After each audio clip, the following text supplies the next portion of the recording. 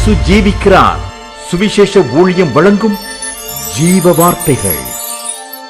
கிறிஸ்துவில் பிரியமானவர்களே, ஆண்டவராகிய இயேசு கிறிஸ்து நாமத்தில் உங்கள் யாவரையும் அன்போடு வாழ்த்தி வரவேற்கிறோம். இயேசு ஜீவிக்கிற ஊழியத்தின் சார்பாக ஜீவ வார்த்தைகள் நிகழ்ச்சி வந்து உங்களை கர்த்தர் ஆசீர்வதிப்பாராக. ஒவ்வொரு வாரமும் இந்த வார்த்தைகளை கேளுங்கள், அநேகரை கேட்க செய்யுங்கள். ஊழியத்தில் பயன்படுத்த விரும்பினாலும் எங்களுடைய வெளியீடுகள், பத்திரிகை தேவையானாலும், பாடல் தேவையானாலும் எங்களோடு தொடர்பு கொள்ளுங்கள்.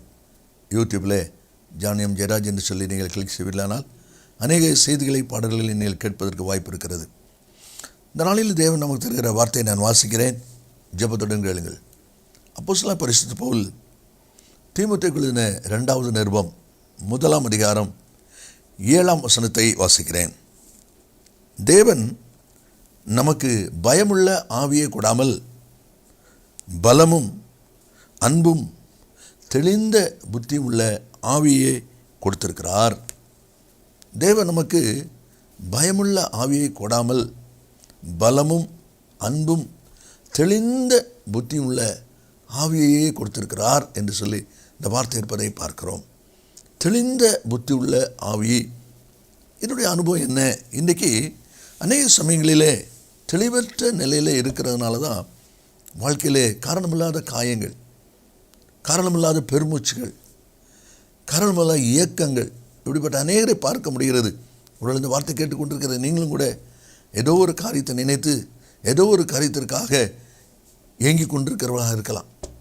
காரணம் அதிகமாக நாம் பார்க்கும்போது தெளிவற்ற ஒரு நிலைதான் அதற்கு முக்கியமான காரணமாக இருக்கிறது என்பதை வேதம் சொல்ல முடியும். ஆனால் ஆண்டவர் அவருடைய பிள்ளைகளாக நமக்கு தெளிந்த புத்தி உள்ள ஆவியைத்தான் தந்திருக்கிறார் என்று வாசிக்கிறோம். அதனால தான் 2 தீமோத்தேயு 4வது அதிகாரம் 5ஆம் வசனத்தில், நீயோ எல்லாவற்றிலும் மன தெளிவுள்ளவனாயிரு, நீயே உன்னை குழப்பிக் கொள்ளாத, நீங்களே உங்களை காயப்படுத்தி கொள்ளாதீங்க, மன தெளிவாக இருங்க என்று சொல்லி அந்த வார்த்தை இருப்பதை நாம் அதில் பார்க்குறோம். ஏன் தெளிவாக இருக்கணும், தெளிந்த புத்தியாக இருக்கணும்? பேதுரு தன்னுடைய 1ஆம் நிருபம் 5ஆம் அதிகாரம் 8ஆம் வசனத்தில் நாம் வாசிக்கும் போது, தெளிந்த புத்தியுள்ளவர்களாயிருங்கள், விழித்திருங்கள், ஏனெனில் உங்கள் எதிராளிய பிசாசானவன் கர்ஜிக்கிற சிங்கம் போல எவனை விழுங்கலாமோ என்று வகை தேடி இருக்கிறான். பிசாசை சுற்றி திரியுது, யாரை விழுங்கலாம், யாரை காயப்படுத்தலாம், யாரை கோபப்படுத்தலாம். அப்போ அவனுடைய வலைக்குள்ளே நாம் சிக்காமல் இருக்க வேண்டுமானால், கண்ணிக்குள்ளே நாம் அகப்படாமல் இருக்கணுமானா தெளிந்த புத்தி ஆயிருங்க. அதுதான் அவனுடைய வார்த்தையில் வாசிக்கிறோம். 1 பேர் 4:7 எல்லாவற்றிற்கும் முடிவு சமீபமாயிற்று, அதனால் தெளிந்த புத்தியுள்ளவர்களாக இருந்து ஜெபம் ஜாக்கிரதையாக இருங்க. இந்த வார்த்தை கேட்கிற அன்பு நேச பிள்ளைகளே, தெளிந்த சுபாவத்தோடு வாழ்கிற ஒரு வாழ்க்கை நீங்களும் நான் செய்ய வேண்டும் என்று சொல்லி ஆண்டவர் எதிர்பார்க்கிறார். இந்த தெளிந்த புத்தியோடு கூட நடப்பது என்பது என்ன? வேதாந்தத்திலிருந்து சிலருடைய அனுபவத்தை நம்ம பார்க்கும்போது நாமும் எவ்விதமாக இருக்கிறோம் என்பதை ஆராய்ந்து பார்ப்பதற்கு அது ஏதுவாகும். ஆதியாகமம் 22வது அதிகாரம் 8வது வசனத்தை நாம் வாசிக்கும் போது ஆபிரகாமுடைய வாழ்க்கையில் நடந்த ஒரு சம்பவத்தை நாம் அங்கே பார்க்கிறோம். ஈசாக்கு பலி செலுத்தும்படி ஆண்டவர் சொல்லியிருக்கிறார். ஈசாக்கை கூட்டிக் கொண்டு விறகு நெருப்பெல்லாம் எடுத்துக்கொண்டு ஆபிரகாம் போய் கொண்டிருக்கிறான். அப்படி போய்கொண்டு இருக்கும்போது ஈசாக்கு ஒரு கேள்வி கேட்குறான். ஏதோ நெருப்பும் கட்டை இருக்கிறது, தகன பலிக்கு ஆட்டுக்குட்டி எங்கே என்று சொல்லி கேட்குறான். அப்படி கேட்கும்போது ஆபிரகாம் சொல்லுகிற பதிலை கவனிங்க. என் மகனே, தேவன் தமக்கு தகன பலிக்கான ஆட்டுக்குட்டியை பார்த்து கொள்வார் என்னான். தேவனுக்கு தானே பலி செலுத்த போகிறோம், அவர் தானே பலி செலுத்த சொல்லியிருக்கிறாரு. அதனால் பலி செலுத்த வேண்டிய ஆட்டுக்குட்டியை அவர் பார்த்துக்கிடுவார். முடிவை பாருங்கள், ஒரு ஆட்டுக்கடாவை அவர் பார்த்து கொண்டார் அல்லவா? அப்போ தேவன் என்ன எதிர்பார்க்கிறார்? மன தெளிவுள்ளவனாயிரு என்று சொல்லி தெளிந்த ஆவியை கொடுத்திருக்கிறாருங்கிற அனுபவம் என்ன? உங்கள் வாழ்க்கையில் செய்ய முடியாத, சந்திக்க முடியாத பிரச்சனைகள், போராட்டங்கள் வரும் பொழுது நான் என்ன செய்யன்னு சொல்லி அப்படி புலமாறபடி தேவன் பார்த்து கொள்வார் என்று சொல்லி ஆண்டோடைய கருத்தில் நீங்கள் ஒப்புவிச்சிட்டிங்கன்னா, கர்த்தருடைய கருத்தில் நீங்கள் கொடுத்துட்டிங்கன்னா கண்டிப்பாக அவர் பார்த்து கொள்வார். அதான் இதில் வாசிக்கிறோம். தேவன் தமக்கு தகனபலிக்கான ஆட்டுக்குட்டியை பார்த்து கொள்வார் என்று சொல்லி சொன்னால், அதே மாதிரி தகனபலி செலுத்த வேண்டிய ஆட்டுக்குட்டியை அவர் பார்த்துக்கிட்டாரு. அதுதான் இந்த தெளிந்த அனுபவம். இன்றைக்கி ஆண்டவர் நம்மிடத்தில் அதை எதிர்பார்க்கிறார். யார் தாங்களே சுமந்து கொள்கிறாங்களோ, தேவனுடைய கருத்தில் ஒப்புவிக்காதபடி செயல்படுறாங்களோ, அவங்க காயமடைந்து வேதனை அடைந்து சில சமயங்களில் ஆண்டுடைய வார்த்தைக்கும் வசனத்துக்கும் தூரமாக கூட விலகி போகிற மக்கள் இருக்கிறாங்க. இன்றைக்கி நீங்கள் எவ்விதமாக இருக்கீங்க? அதான் இல்லை நம்ம பார்க்குறோம். அவனுடைய வார்த்தையின்படி அவன் புறப்பட்டு போகிறான். 22 அதிகாரம் 3 வசனத்தில் கர்த்தர் சொன்னபடி அந்த குருட்டு இடத்துக்கு அவன் புறப்பட்டு போனான் என்று சொல்லி அந்த வசனத்தில் நம்ம வாசிக்கிறோம். அப்போ இந்த அனுபவங்கள்லாம் நம்ம பார்க்கும்போது, தெளிந்த புத்தியுள்ள அனுபவம் வரும்போது நம்ம சுமக்கணும், நான் தான் சுமக்கிறேன், இந்த எண்ணமே வராது.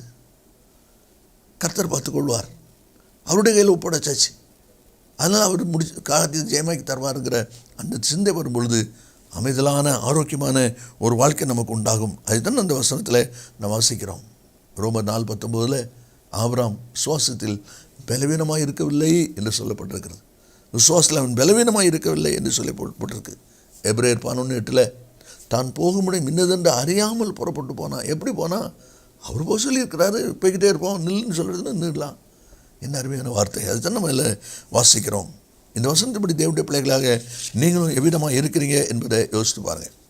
இனி 2வது, நாம் தெளிந்த புத்தியோடு விட நடந்து கொள்கிறோமாங்கிறது எப்படி தெரியும்? எலிசாவுடைய வாழ்க்கையில் நடந்த ஒரு சம்பவத்தை வாசிப்போம். 2 ராஜாக்கள் 2வது அதிகாரம் 3வது வசனத்தை நம்ம வாசிக்கிறோம். இங்கே என்ன சம்பவம் நடக்கிறது? எலியா சுழல் காட்டில் பரலோகத்துக்கு எடுத்துக்கொள்ளப்படுகிற சூழ்நிலை நெருங்கி கொண்டிருக்கிறது. அப்போது எலியாவும் எலிசாவும் புறப்பட்டு போய் கொண்டிருக்கிறாங்க. இதை தூரத்திலிருந்து தீர்க்கதரிசிகள் பார்த்து கொண்டிருக்கிறாங்க. அப்போ அந்த பார்த்து கொண்டிருக்கிற தீர்க்கதரிசிகள் எலிசாட்ட ஒரு கேள்வி கேட்குறாங்க. 3ஆம் வசனத்தில், பெத்தேலிலிருந்து தீர்க்கதரிசிகளின் புத்திரர் எலிசாவிடத்தில் வந்து, இன்றைக்கு கர்த்தர் உனக்கு தலைமையாக இருக்கிற உன் எஜமானை உன்னை விட்டு எடுத்துக்கொள்வார் என்பது உனக்கு தெரியுமா என்றார்கள். அதற்கு அவன், எனக்கு தெரியும், சும்மா இருங்க. எனக்கு தெரியும், சும்மா இருங்க. சம்பந்தம் இல்லாத உங்களுக்கே தெரிஞ்சிருக்குதா? எனக்கு தெரியாதா? எனக்கு தெரியும். எவ்வளோ அருமையான ஒரு வார்த்தை பாருங்கள், நிதானமான ஒரு வார்த்தை. எனக்கு தெரியும், சும்மா இருங்க. அவனுக்கு பதட்டப்படலை. ஐயோ, நான் என்ன செய்ய முடியும்? ஏமான்னு பேட்டா நான் எப்படி பிழைக்க முடியும்? நான் என்ன செய்ய முடியும்? பதட்டப்படலை. அவன் தெளிவாக இருக்கிறான். எனக்கு தெரியும், சும்மா இருங்க. உங்கள் வாழ்க்கையில் ஏதோ ஒரு சமம் நடக்க போகுது, ஏதோ ஒரு காரியத்தை சந்திக்க போகிறீங்க, ஏதோ ஒரு காரியம் உங்கள் வாழ்க்கையில் செயல்பட போகுது, அதை குறித்த ஒரு காரியம் வெளியாகுது. எத்தனை பேர் தைரியமாக இருக்குன்னு யோசித்து பாருங்கள். கர்த்தர் என்னோடு கூட இருக்கிறார், காரியத்தை அவர் பார்த்துக்கிடுவார், ஜெயமாக நடக்கும் என்று சொல்லி அந்த தைரியம், அந்த திடம் நமக்குள்ளே இருக்குதா? இருந்துச்சுதுன்னா நம்ம தெளிவாக இருக்கிறோம்னு அர்த்தம். அதில் பதட்டம் வருது, அதில் பரிதாபம் வருது, அதில் முறுமுறுப்பு வருது அப்படின்னு சொன்னால் தெளிவில்லாத நிலைமையில் இருக்கிறோம் என்று சொல்லி அர்த்தம். அதுதான் சொல்லப்பட்டிருக்கு, எனக்கு தெரியும், நீங்கள் சும்மா இருங்கன்னு சொல்லி அவன் சொல்கிற ஒரு அற்புதமான வார்த்தையை நாம் அதில் வாசிக்கிறோம். அதில் வாசிப்பது கூட முதல் வசனத்தை நீங்கள் வாசித்து பார்த்தீங்கன்னா அதில் சொல்லப்பட்டிருக்கிறது, எலியா எலிசாவோடு கூட கில்காலிலிருந்து புறப்பட்டு போனான். எலியா எலிசா கூட போனானா? எலியா சீனியர், எலிசா ஜூனியர். எலிசா தான் எலியா கூட போகணும். ஆனால் இப்படி போட்டிருக்குது, எலியா எலிசாவோடு கூட போனான். என்ன ஒரு ஆவிக்கிற அனுபவம்னு சொன்னால், அவ்வளவாய் 2 பேரும் இசைந்த சிந்தையோடு, இசைந்த ஆவியோடு, ஆவியின் ஒரு ஐக்கியத்தோடு அவங்க இருக்கிறாங்க என்பது அர்த்தம். இன்றைக்கி பெரியவர் சின்னவருங்கிறதுல எவ்வளோ பிரச்சனைகளை நம்ம சந்திச்சிட்ருக்கிறோம். நிர்வாகங்களில் எவ்வளோ குழப்பமான காரியத்தை நம்ம சந்திச்சிட்ருக்கிறோம். அதுக்கு காரணம் என்னென்னா ஐக்கிய குறைவு. அவர்களுக்குள்ளே இருந்த ஒருமன குறைவுனால தான் இப்படிப்பட்ட காரியங்கள். வீட்டுக்குள்ளே அதான் பிரச்சனை. அந்த ஒருமனம் இருந்ததுன்னு சொன்னால் அந்த குழப்பத்துக்கு இடமே இல்லை. அதுதான் நம்ம வாசிக்கிறோம், அதான் அதில் சொல்லப்பட்டிருக்கிறது தான் பார்க்குறோம். அப்போது எலியா ஒவ்வொரு இடத்துலையும் சொல்லிட்டு வராரு, நீங்கள் இரு, கர்த்தர் என்ன பெத்தேல் மட்டும் போகிறாரு, இல்லை நானுமே விடுகிறதில்லை. அப்படியே பின்னால் போய்கிட்டே இருக்கிறான், அவனே ஃபாலோ பண்ணி போய்கிட்டே இருக்கிறான். கடைசியில் கர்த்தர் என்னை எடுத்துக்கொள்ள போகிறாரு. யோர்தான் தாண்டி வந்த உடனே, உனக்கு என்ன வேணும் கேளு, உங்களுடைய ஆவின் வர எனக்கு ரெட்டிப்பாக வேணும். அரிதான காரியத்தை கேட்ட கர்த்தர் எடுத்துக்கொள்வோம், நீ பார்த்து என்ன கிடைக்கும். அதே போல் அவன் பார்க்குறான், அதே போல் கிடைக்குது. திரும்ப அவன் யோர்தானை தாண்டி வரும்போது அந்த எலியா மேலேருந்து விழுந்து சால்வை அடித்து யோர்தானை பிறந்துங்க வர்றதையும் நம்ம அதில் பார்க்குறோம். எல்லாம் எப்படி நடக்குது? அதால் யோசிக்கிறோம். அந்த தெளிந்த அனுபவம் இருக்கிறதுனால எனக்கு தெரியும், சும்மா இருங்க. இந்த நிச்சயம் உறுதி யார் யார் வாழ்க்கையில் இருக்கிறோம், அங்கே பதட்டம் இருக்காது, அங்கே குமுறுதல் இருக்காது, அங்கே முறுமுறுப்பு பார்க்காது. நீங்கள் எவ்விதமாக இருக்கிறீங்க யோசித்து பாருங்கள். இனி 3வது ஒரு காரியத்தை நான் வாசிப்போம். அப்போஸ்தலர் நடபடி புஸ்தகம் 27வது அதிகாரம் 25வது வசனத்தை நாம் வாசிக்கும்போது அங்கே விதமாக நம்ம வாசிக்கிறோம். கப்பல் சேதத்தில் போய்கொண்டிருக்கிறாங்க. பவுல் அவனோடு கூட சேர்ந்து 276 பேர் போய்கொண்டிருக்கிறாங்க. யூரோக்கள் இதன் காற்றுக்குள்ளே சிக்கி கொண்டாங்க. அவங்களுடைய பிரயாணத்தினுடைய தன்மை நம்ம பார்க்கும்போது தப்பி பிழைப்போம் என்கிற நம்பிக்கை முழுசாக அத்து போச்சு. இனி அவ்வளோதான், இதான் கடைசி யாத்திரை போய்கிட்டு இருக்கிறாங்க. இதுக்கு மத்தியில் 18ஆம் வசனம் 19ஆம் வசனத்தை நீங்கள் வாசி பார்த்தீங்கன்னா, கப்பலை நிறுத்துவதற்காக, கண்ட்ரோல் பண்ணுவதற்காக, வெயிட்டை குறைப்பதற்காக அது சொல்லப்பட்டிருக்கிறது, சரக்குகளையும் தளவாட ஜாமான்களையும் எடுத்து எறிந்தோம், எங்கள் கைகளினால் எடுத்து எறிந்தோம். சரக்கு முக்கியமான பொருள், தளவாட ஜாமான் அதோட முக்கியமான பொருள், அதையும் தூக்கி போட்டாங்களாம் தண்ணியில். காரணம், கப்பலை லகுவாக்கினா தான் நம்ம கரை சேர முடியும். 32ஆம் அதிகாரத்தில் அவங்க திருப்தியாக சாப்பிட்ட பிறகு மிச்சம் இருந்த கோதுமை கூட, சாப்பிட்றதுக்கு வச்சிருந்த கோதுமை கூட தூக்கி போட்டாங்க. காரணம், கப்பலை லகுவாக்கணும், கரை போகணும்னு சொல்லி. அப்போ இப்படிப்பட்ட காரியங்களெல்லாம் செய்துட்டு இருக்கிறதுக்கு ஊடையில் 23:4 வசனத்தில் நம்ம வாசிக்கிறோம். அந்த ராத்திரியில் தூதனானவன் வந்து பவுலிடத்திலே சொல்லுகிறாரு, பவுலே பயப்படாதே, நீ ராயனுக்கு முன்பாக நிற்க வேண்டும், உன்னோட கூட யாத்திரை பண்ணுகிற யாவரையும் தேவன் உனக்கு தயவு பண்ணினார். தூதன் வந்து சொல்கிறான். அப்படி தூதன் சொன்ன உடனே தான் இப்போது பவுல் சொல்கிறாரு 27ஆம் அதிகாரம் 25ஆம் வசனத்தில், மனுஷரே திடமனதாக இருங்கள், எனக்கு சொல்லப்பட்ட பிரகாரமே நடக்கும் என்று நான் தேவனிடத்தில் நம்பிக்கையாக இருக்கிறேன். பார்த்தீங்களா, அதான் அந்த தெளிவுங்கிறது. இந்த வார்த்தை கேட்கிற அன்பு நேச பிள்ளைகளே, உங்களுடைய வாழ்க்கையில் கர்த்தர் கொடுத்துருக்கிற வார்த்தை என்ன, ஆண்டவர் கொடுத்துற வாக்குத்தத்தம் என்ன, அந்த வார்த்தை, அந்த வாக்குத்தத்தத்தை நீங்கள் பிடித்திருக்கிறது உண்மையானால், அதை நீங்கள் பின்தொடர்வது உண்மையானால், அதுக்கு கீழ்ப்படிந்து நீங்கள் நடப்பது உண்மையானால், உங்களுக்குள்ள பயம் வராது, உங்களுக்குள்ள கலக்கம் வராது, என்ன செய்வது என்கிற திகைப்பு வரவே வராது. அதை தான் வாசிக்கிறோம். தூதனுடைய சத்தம் கேட்கிற வரை, தூதன் காரியங்களை வெளிப்படுத்துகிற வரை பவுலும் பயப்பட தான் செய்கிறார். அவருக்கும் பயமாக தான் இருக்குது. காற்றின் போக்கில் போய்கிட்டு இருக்கிறோமே, இது எங்கே போய் முடிய போதோ தெரியலையே என்று சொல்லி பயந்தான் போகிறாங்க. ஆனால் தூதனுடைய சத்தம் கேட்ட பிறகு அவன் சொல்கிறான், எனக்கு சொல்லப்பட்ட பிரகாரமே நடக்கும், கப்பல் சேதம் தான் உண்டாகும் ஒழிய பிராண சேதம் வராது. அதே போல் அந்த அதிகாரத்தின் கடைசியில் நம்ம வாசிக்கிறோம், எல்லாரும் தப்பி கரை சேர்ந்தார்கள் என்று சொல்லி நம்ம இதில் வாசிக்கிறோம். ஒருவருக்கு சேதம் வரல, எல்லாரும் தப்பி கரை சேர்ந்துட்டாங்க. அவன் கடைசியில் சொல்கிறான் 34:5 இந்த வசனத்தெல்லாம் நீங்கள் வாசித்து பார்த்தீங்கன்னா, 14 நாளாக நம்ம சாப்பிடாமல் பட்டினியாக இருக்கிறோம், தேவனை ஸ்தோத்திரம் சாப்பிடுவோம், அப்போ தான் நமக்கு கடல்லேருந்து தப்பி போகிறதுக்கு நமக்கு பலன் உண்டாகும் என்று சொல்லி அவன் செய்ததையும் வாசிக்கிறோம். 35 எல்லாருக்கும் முன்பாக தேவனை ஸ்தோத்தரித்து அதை பிட்டு புசிக்க தொடங்கினான். பார்த்தீங்களா, அந்த வார்த்தை கிடைச்ச உடனே ஒரு பலன் உண்டாகிறதையும் காரியம் ஜெயம் உண்டாகிறதையும் பார்க்குறோம். இந்த வார்த்தை கேட்கிற அன்பு நேச பிள்ளைகளே, நாம் இவ்விதமாக இருக்கிறோம். கடைசியாக ஒரு வசனத்தை வாசித்து நாம் ஜெபிப்போம். 138ஆம் சங்கீதம் 8ஆம் வசனத்தில் வாசிக்கிறோம். சங்கீதக்காரன் தாவீது தன் வாழ்க்கையில் சொல்லும் பொழுது, கர்த்தர் எனக்காக யாவையும் செய்து முடிப்பார், கர்த்தாவே உமது கிருபை என்றும் உள்ளது, உமது கரத்தின் கிரைகளை நெகிழ விடாதிருப்பீராக. கர்த்தர் எனக்காக யாவையும் செய்து முடிப்பார்.